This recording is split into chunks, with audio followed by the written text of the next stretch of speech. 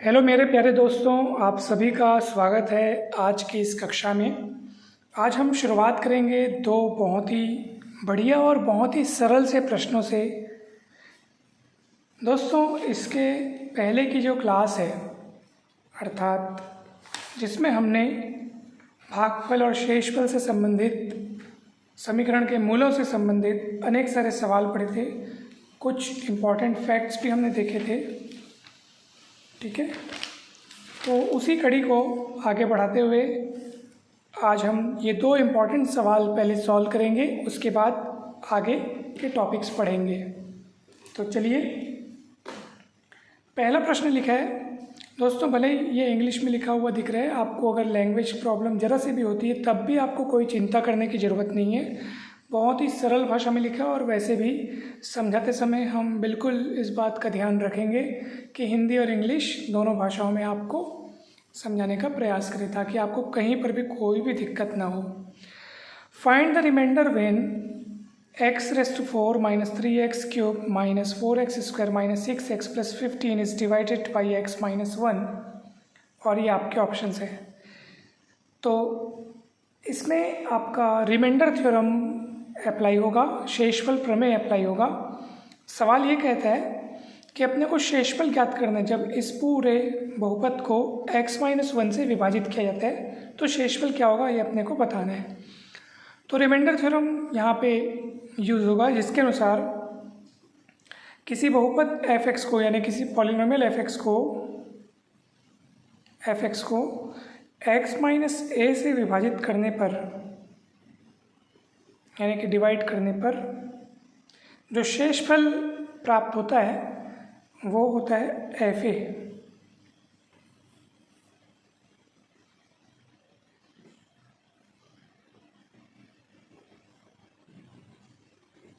शेषफल जो प्राप्त होगा वो कौन होगा, fa।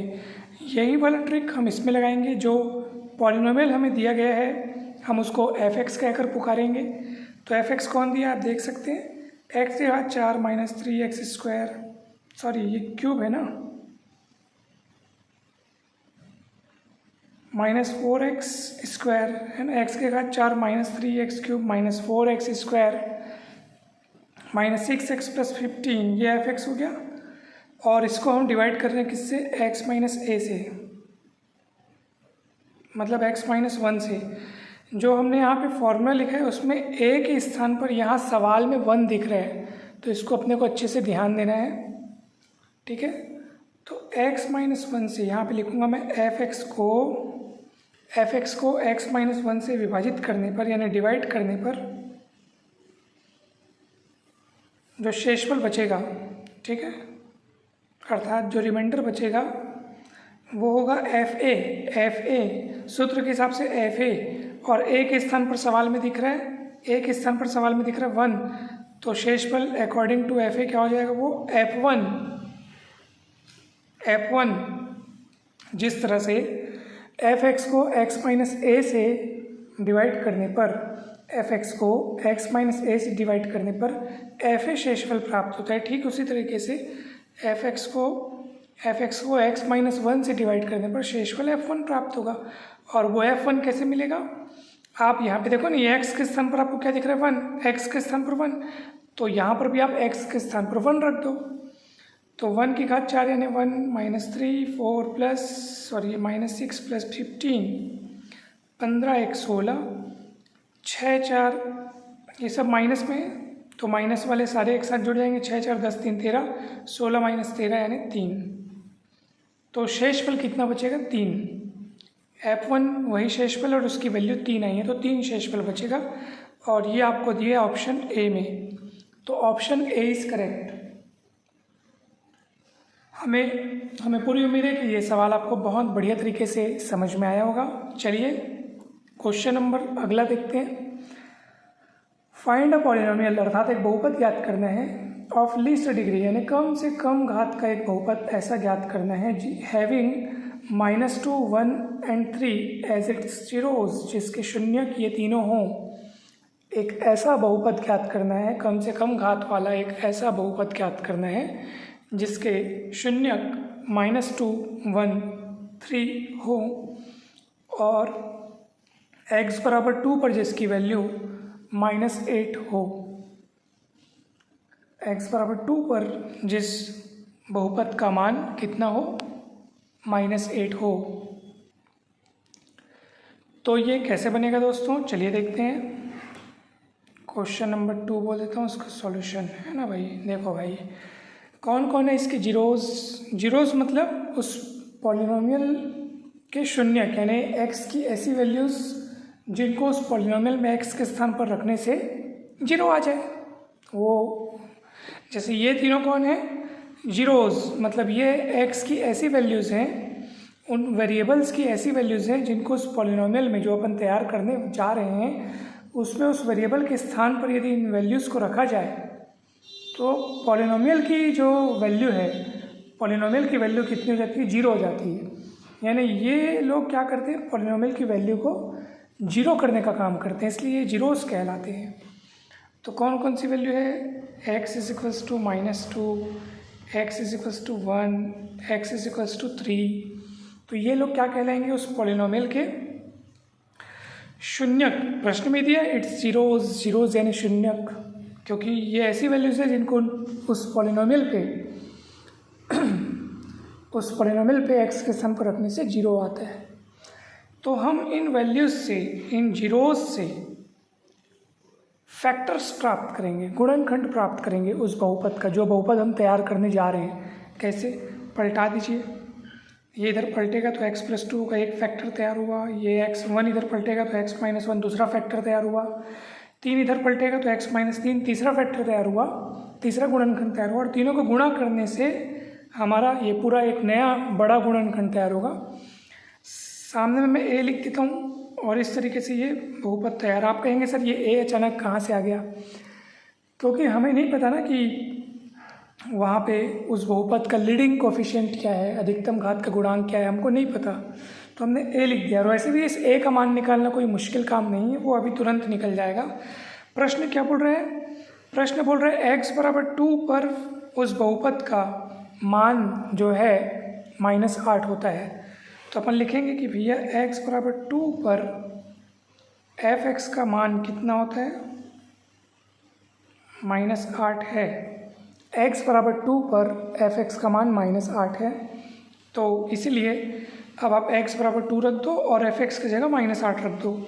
तो f(x) की जगह आप -8 रखो, a का मान ज्ञात करना है, f(x) की जगह -8, x के स्थान पर 2, तो 2 + 2, 2 - 1, 2 - 3, -8, a 2 दूनी 4, 2 में 1 गया 1 और 2 में 3 गया तो -1, माइनस दोनों ओर से कट जाएगा, 4 नीचे आएगा, तो a का मान 8/4 दैट इज़ 2। a का मान 2 जो है वापस यहाँ रख दो, तो अतः f(x) क्या मिलेगा आप बताइए, 2x + 2, x - 1, x - 3।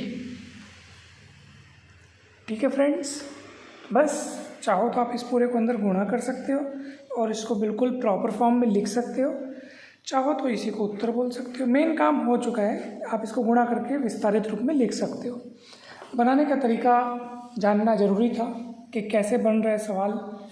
तो दोस्तों, मुझे पूरी उम्मीद है कि ये सवाल आपको बहुत बढ़िया तरीके से समझ में आया होगा। इसमें हमें बहुपद के शून्यक दिए हुए थे, इसको इधर पक्षांतर करके हमने फैक्टर्स तैयार किए, तीनों को गुणा किया, वो उस बहुपद का फैक्टर बनेंगे। और इसका जो अग्रक गुणांक है, लीडिंग कोफिशिएंट, हमको पता नहीं था तो हमने a कह दिया। वास्तव में जब देखो ये x गुणा होगा x³ होगा, यहाँ पे x की अधिकतम घात हमको 3 मिलेगी, तो x³ का गुणांक क्या है पता नहीं, तो हमने a कह दिया और a का मान पता भी चल गया। देखो इस तरीके से पता चल गया, क्योंकि प्रश्न में हमको इसके लिए एक क्लू दिया, इसके लिए हिंट दिया है कि x बराबर 2 पर फलन का मान -8 है। तो तुरंत मैंने x बराबर 2 रखा और फलन का मान -8 रखा, तो तुरंत a का मान निकल गया और a का मान वापस वहीं रख दिया। बहुपद तैयार, सवाल बन गया दोस्तों, बहुत इजी है। तो चलिए फ्रेंड्स, एक और बहुत ही ज़बरदस्त सवाल, बहुत ही इंटरेस्टिंग और बहुत ही इम्पोर्टेंट सवाल और परीक्षा में आने लायक सवाल है ये। यदि इक्वेशन x⁵ माइनस 32 बराबर 0 के roots 2 alpha 1 alpha 2 alpha 3 alpha 4 हों तो 2 minus alpha 1 2 minus alpha 2 2 minus alpha 3 2 minus alpha 4 ये सब चारों ब्रैकेट आपस में गुणे में हैं। तो इस पूरे का मान कितना होगा ये आपको बतलाना है। ठीक है, पहले वास्तव में ये जो क्वेश्चन है वो सिद्ध कीजिए कि करके है, परंतु इसको मैंने ऑब्जेक्टिव रूप प्रदान किया है ताकि आपके लिए बनाने में थोड़ा इंटरेस्टिंग हो, क्योंकि वैसे भी परीक्षा में आपके लिए ऑब्जेक्टिव क्वेश्चंस होंगे। तो चलिए कैसे सॉल्व होगा ये ध्यान दीजिएगा।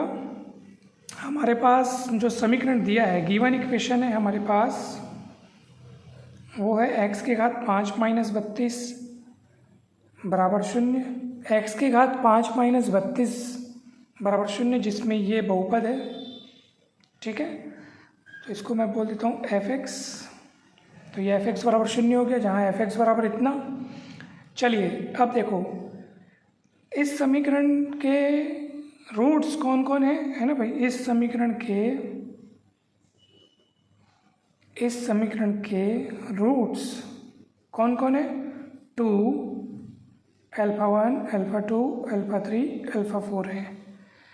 ठीक, रूट से मतलब ये सब x की वैल्यूज़ हैं, x की वैल्यूज़ हैं। जैसे x इक्वल टू एक रूट हो गया, x इक्वल अल्फ़ा 1 दूसरा रूट हो गया, ये तीसरा रूट, ये चौथा रूट कहाँ गया, अल्फ़ा 1 अल्फ़ा 2 कहाँ गया, चलो अल्फ़ा 2 बाद में लिख देता हूँ, इस तरह से है ना। x equal 2, x equal alpha 1, x equal alpha 2, x equal alpha 3, x equal alpha 4, ये सब क्या है? रूट्स हैं। तो जब आप रूट्स को इधर पलटाएंगे x माइनस 2, ये एक फैक्टर तैयार होगा, एक गुणनखंड तैयार होगा, ये इसको पलटाएंगे दूसरा गुणनखंड तैयार, इसको इधर पलट, इसको 2 वाले पहले लिख लेता हूँ, ये तीसरा गुणनखंड तैयार, फिर ये चौथा तैयार और ये पांचवा गुणनखंड तैयार। ठीक है फ्रेंड्स, अगर जब हम इन पांचों गुणनखंडों को गुणा करेंगे तो वापस मुझे f(x) मिल जाना चाहिए, यानी x की घात 5 माइनस 32 मिलना चाहिए, क्योंकि वास्तव में ये सारे के सारे उसके रूट्स हैं। रूट से हमने गुणनखंड बनाए, गुणनखंडों को वापस गुणा करने से वापस उस बहुपद समीकरण में जो बहुपद है वो मुझे मिल जाना चाहिए। ठीक है, तो आगे बढ़ते हैं। अब यहाँ से दो ऑप्शन है आपके पास आगे सॉल्व करने के। पहला ऑप्शन है कि x माइनस 2 को बटे में ले जाइए, तो x की घात 5 माइनस 32 के बटे में x माइनस 2 होगा, फिर आप उसको डिवाइड कीजिए और यहाँ ये चारों लोग बचे रहेंगे। जी, डिवाइड कर लेने के पश्चात आप दोनों ओर x बराबर 2 रख दीजिएगा, क्योंकि आप देखो यहाँ पे सब 2 minus alpha 1 2 minus alpha 2 2 minus alpha 3 2 minus alpha 4 दिख रहे हैं। हमारे पास x minus alpha 1 x minus alpha 2 x minus alpha 3 x minus alpha 4 है। मतलब जो अपने को जिसका मान ज्ञात करना है वहाँ पे 2 2 2 2 दिख रहा है और यहाँ पे x x x दिख रहे हैं। मतलब x की जगह पे 2 रखना है, आगे चल करके हमको x की जगह पे 2 रखना है। तो चाहो तो आप इसको ऐसे डिवाइड, इसको इधर ला करके बटे में ला करके फिर इसको डिवाइड कर लो, या फिर एक दूसरा तरीका है जो कि ज़्यादा सरल तरीका है, चलिए देख लेते हैं। दोनों ओर हम क्या कर रहे हैं बताऊँ? अवकलन कर रहे हैं x के सापेक्ष, differentiating both side with respect to x। चलिए देखते हैं क्या आता है। x की घात 5 का अवकलन हो जाएगा 5x की घात 4, 32 कांस्टेंट इसलिए 0 हो जाएगा। यहाँ पे आप x को प्रथम पद माने और इस पूरे को द्वितीय पद माने। ठीक है फ्रेंड्स, तो क्या होगा बताइए? ये हो गया प्रथम पद, ये हो गया प्रथम पद, द्वितीय का अवकलन करो भैया,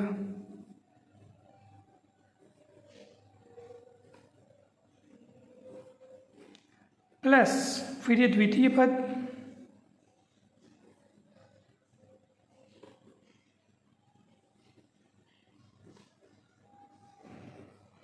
और प्रथम का अवकलन यानी कि x माइनस 2 का अवकलन।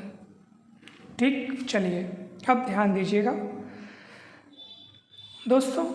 देखिए, जब आप इसका अवकलन करेंगे तो x का अवकलन कितना हो जाएगा? 1 और 2 तो कांस्टेंट है 0, यानी कि ये कुल मिला के इसका मान 1 होगा, बचेंगे ये बस। ठीक, अब अगर मैं यहाँ पर दोनों ओर एक्स बराबर 2 रख दूँ तो क्या होगा, और 2 रखना च पड़ेगा बिकॉज हमको जिसका मान ज्ञात करना है वहाँ एक्स नहीं है। आप खुद देख लो, 2 minus alpha 1, 2 minus alpha 2, 2 minus alpha 3, 2 minus alpha 4 है, तो एक्स बराबर 2 तो मेरे को रखना च पड़ेगा। चलिए रखते हैं। आप खुद सोचो, ये 5 है और एक्स की जगह पे मैं रख रहा हूँ 2, तो 2 की घात 4 हो जाएगा। ठीक, चलिए यहाँ पर जब मैं इस x के बराबर इस 2 को रखूँगा तो 2 माइनस 2 हो जाएगा 0, और 0 गुणित इतना पूरा सब मिला के 0, तो ये टोटल ये वाला पद ख़त्म, 0 हो गया वो पूरा। प्लस आप कहेंगे सर ये वाला 0 क्यों नहीं हुआ, बिकॉज ये तो अवकलन हो करके 1 हो चुका है ना। हाँ, x बराबर 2 आप यहाँ रख लो, 2 minus alpha 1, 2 minus alpha 2, 2 minus alpha 3, 2 minus alpha 4 यहाँ रख लो, कोई दिक्कत नहीं है ना भाई। ये तो आप अवकलन करोगे इसको तो ये तो 1 हो गया, तो यहाँ x इक्वल टू यहाँ पे रखोगे कहाँ, पहले अवकलन होगा तो ये तो 1 हो गया, तो x बराबर 2 आप यहाँ रख दिए। और यहाँ पर क्या है, x बराबर 2 रखने से 2 माइनस 2 0 हो जा रहा है, और 0 गुणित इतना सारा कुल मिला के 0, तो ये वाले में से ये वाला चीज़ बच गया। बस आपका आंसर आ चुका है। 2 की घात 4, 2 दूनी 4, 4 दूनी 8, 8 दूनी 16, और 16 पंचम 80, और इधर ये चीज़ बचेगा 2 minus alpha 1, 2 minus alpha 2, 2 minus alpha 3, 2 minus alpha 4, यानी इस पूरे का मान कितना आ गया 80। ये देखो इतना इक्वल 80, तो इतने का मान पूछा था और वो है 80, जो कि ऑप्शन बी में है, तो ऑप्शन बी इज़ करेक्ट। ठीक है फ्रेंड्स, हमें पूरी उम्मीद है कि ये सवाल आपको बहुत बढ़िया तरीके से समझ में आया होगा। कहीं पर भी कोई भी डाउट होगा तो आप बेझिझक बिंदास पूछ सकते हैं। चलिए देखते हैं एक अन्य सवाल। चलिए फ्रेंड्स, एक और सवाल सॉल्व करते हैं। ठीक है, इस सवाल में थोड़ा सा मिस्टेक नज़र आया इसलिए मैंने इसको कट कर दिया। इसको एक बार मैं अच्छे से चेक करूँगा इसमें क्या मिस्टेक है, फिर इसको मैं बताऊँगा नेक्स्ट क्लास में हो सके तो। Solve the equation x cube plus 2x square minus 17x plus 42 is equal to 0 given that minus x is one of its root. इस समीकरण को सॉल्व करना है और ये दिया गया है कि इसके मूलों में से एक मूल -6 है। एक यही मूल की मदद से हम अन्य 2 मूलों को पता कर सकते हैं। 3 घात वाला समीकरण है इसलिए 3 मूल रखेगा, जिसमें से एक मूल आपको दे दिया गया है। इसी मूल से हम इसका सिंथेटिक डिवीजन करेंगे, यानी कि सांश्लेषिक विभाजन करेंगे।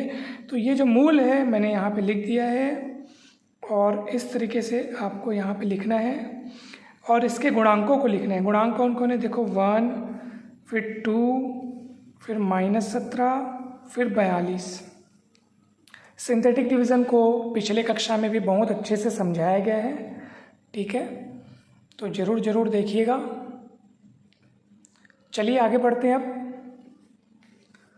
तो ये जो 1 है वो जस का तस लिखा जाएगा, पहला वाला जस का तस, फिर 1 गुणित -6, फिर -6 और 2 को जोड़ेंगे तो -4 आएगा, क्योंकि प्लस माइनस होता है तो फिर वो माइनस होता है और चिन्ह बड़ी संख्या का आता है।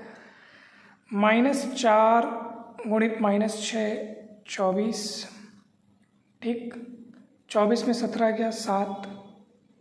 वास्तव में हमको इन दोनों को जोड़ना होता है और वो माइनस है तो ऑटोमेटिक माइनस हो रहा है। ठीक है, हमारा काम है दोनों को जोड़ना।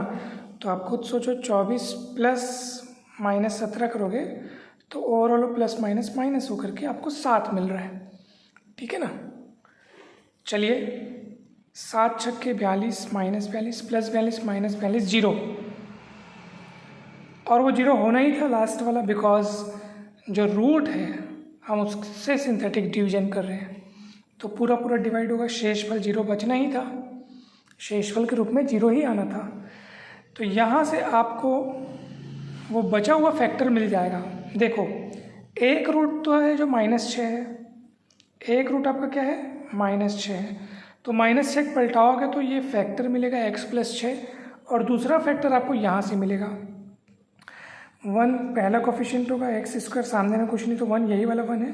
फिर अगला कोफिशिएंट -4 यानी -4x, फिर 7, ऐसा। ठीक है। ये आपका दिया गया समीकरण में जो बहुपद है x³ + 2x² - 17x + 42 बराबर इतना होगा। ठीक है फ्रेंड्स, चलिए, अतः अन्य दो मूल कहाँ से मिलेंगे?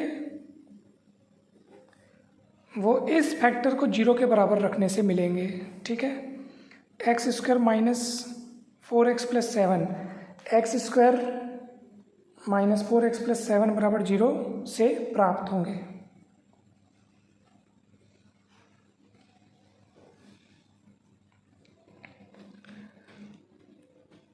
ठीक है फ्रेंड्स, कहीं कोई दिक्कत, कहीं कोई डाउट हो तो अपने मस्तिष्क से उसको कर लो आउट।